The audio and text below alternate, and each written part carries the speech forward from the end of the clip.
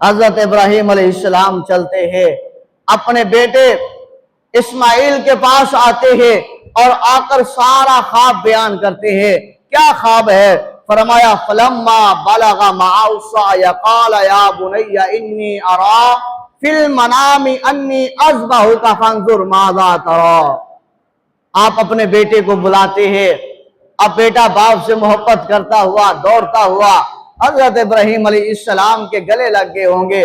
حضرت ابراہیم علیہ السلام نے اپنے شہزادے کو گلے سے لگا کر سینے کے ساتھ چپٹا کر فرمایا اے میرے بیٹے میں نے ایک خواب دیکھا ہے، مجھے اللہ کی طرف سے حکم ملا ہے۔ عرض کی بابا جان آپ حکم تو فرمائیے، کیا آپ کو حکم ملا ہے؟ کیونکہ ادھر جو حکم سنانے والا ہے وہ بھی اللہ کا نبی ہے، جو سن رہا ہے وہ بھی اللہ کا نبی ہے، اور جو ہے وہ جو باپ وہ بھی اللہ کا نبی ہے، جو بیٹا ہے وہ بھی اللہ کا نبی ہے، اور باپ بھی بصیرت رکھنے والا ہے اور بیٹا اسماعیل بھی بصیرت رکھنے والا ہے۔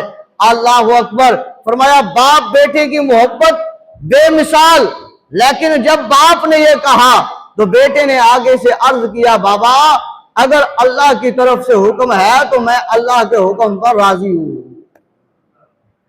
وہ خواب بیان کیا فلما بلغ معه السعي قال يا بني اني ارى في المنام اني اذبحك فانظر ماذا ترى۔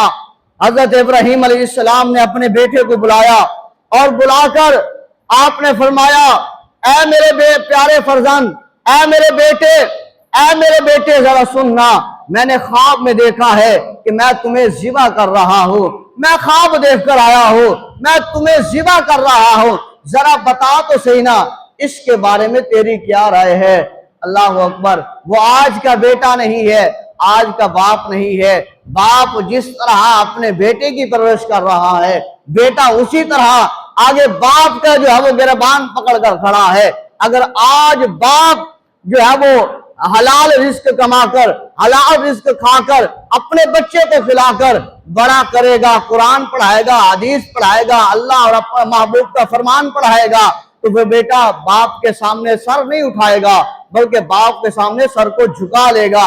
حضرت ابراہیم علیہ السلام نے جیسے فرمایا بیٹا میں نے خواب میں دیکھا ہے، میں تجھے ذبح کر رہا ہوں، ذرا بتا تیری رائے کیا ہے؟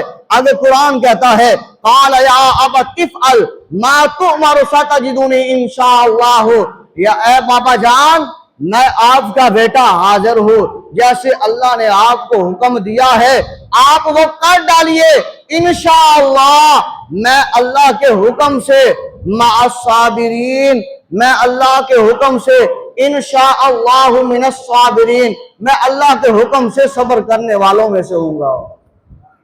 اب بابا پریشان نہ ہو، اللہ نے آپ کو حکم دیا ہے بیٹا ذبح کرنے کا، وہ بیٹا جس کی انگلی پکڑ کر چلنا تو نے سکھایا ہے، وہ بیٹا جسے خدا سے مانگ کر لیا ہے، آج اسی بیٹے کو اپنے ہاتھوں سے اس خدا کے حکم پر ذبح کرنا ہے، تو بابا میں حاضر ہوں، آپ کریے، میں حاضر ہوں، انشاءاللہ میں صبر کروں گا۔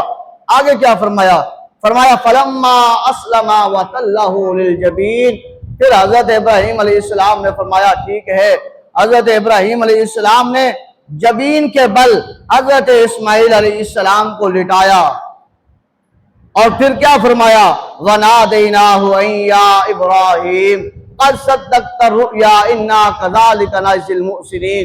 یہ آگے کا انشاءاللہ ہوگا کہ آگے حضرت ابراہیم علیہ السلام نے حضرت اسماعیل کے ساتھ کیا کیا اور پھر اللہ تبارک و تعالیٰ نے انعام کیا عطا فرمایا۔ اللہ کی پاک بارگاہ میں دعا اللہ ہمیں عمل کی توفیق عطا فرمائے۔